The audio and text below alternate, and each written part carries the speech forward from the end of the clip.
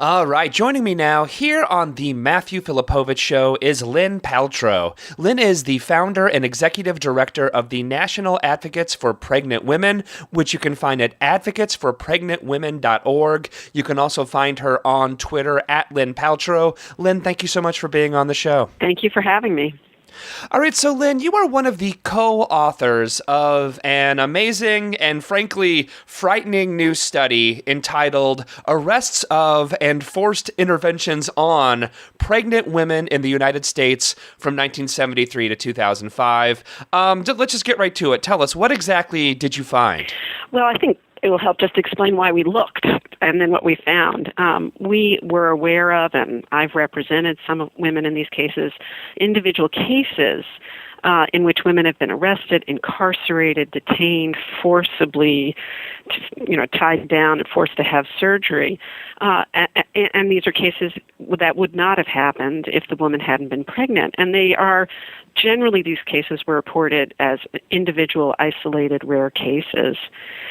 We also found that when we expressed the concern that anti-abortion measures and so-called pro-life measures and personhood measures that are proposed to treat fertilized eggs, embryos, and fetuses as if they're entirely separate legal persons, that those measures would be used as a basis for hurting all pregnant women. We were told that these were just scare tactics. So we decided to look at how many of these cases actually happened, where did they happen, and what were some of the consequences. And what we found were 413 criminal and civil cases. We looked between 1973, when Roe v. Wade was decided, and 2005 as the time period for this study.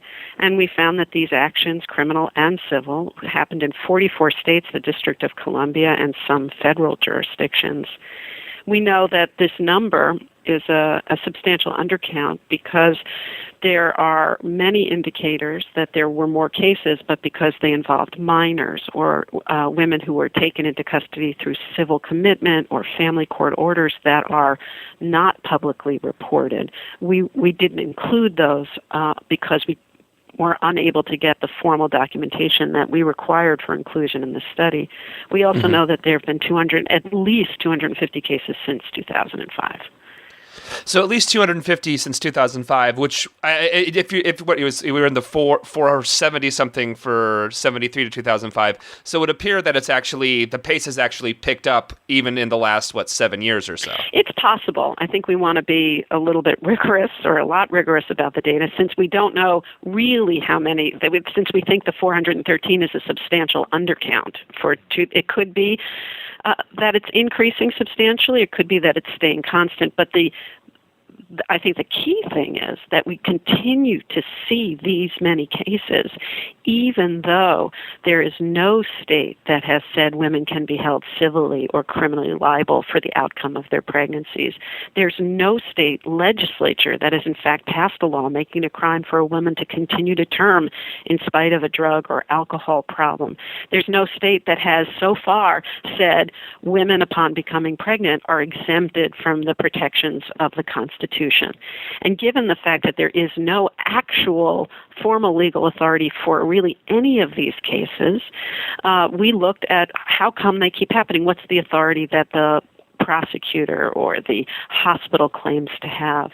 And what we found is that they use, either directly or indirectly, anti-abortion measures that articulate the same things as personhood measures would, that eggs, embryos, and fetuses should be treated as if they are completely legally separate from the pregnant woman who's carrying and nurturing them, and feticide laws that were passed under the claim that it would protect pregnant women and the unborn from violence, and interpretations of Roe v. Wade that turn Roe on its head and claim that Roe says that after viability fetuses are persons and therefore pregnant women are not.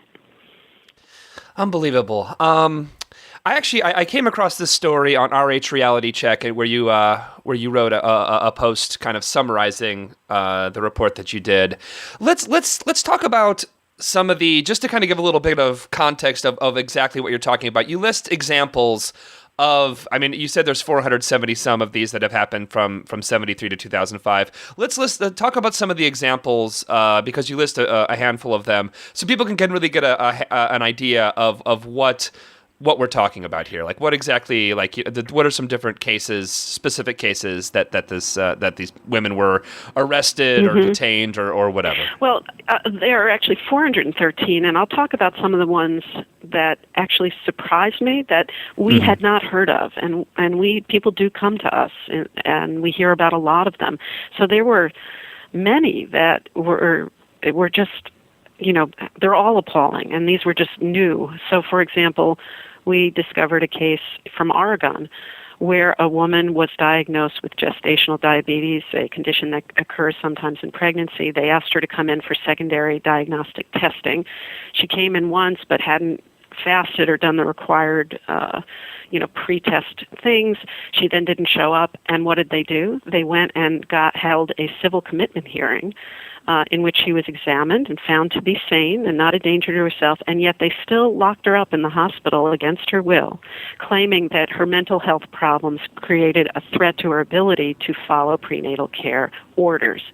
And what's so telling about this case, and what we saw in other cases, is that even people think that, if we just lock them up in treatment centers or in the hospital, we'll have addressed the problem. And in fact, it makes the problem worse.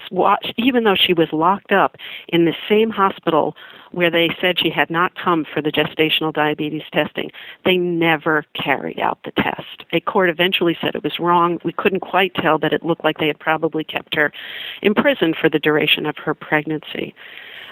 All of these cases are not just about depriving women of their personhood.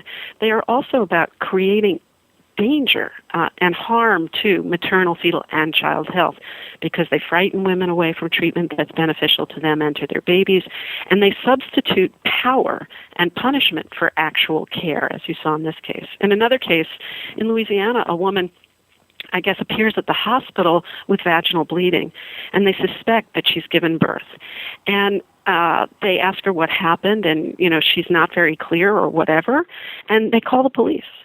And she's then subjected to repeated interrogations to the point where suddenly she's now saying that she gave birth and she didn't take care of the baby, or she did something horrible. And they arrest her and lock her up in jail on charges of manslaughter or murder on the theory that she either killed a fetus or a newborn. It turns out it took over a year for her lawyers to get hold of her medical records and produce them to the prosecutor's office. And it turns out that at something like 11 weeks of pregnancy, she didn't know she was pregnant. Her doctor didn't know she was pregnant. She got a Depo-Provera, an injectable contraceptive, which if given during pregnancy can cause a miscarriage. She suffered an early miscarriage and was charged with murder.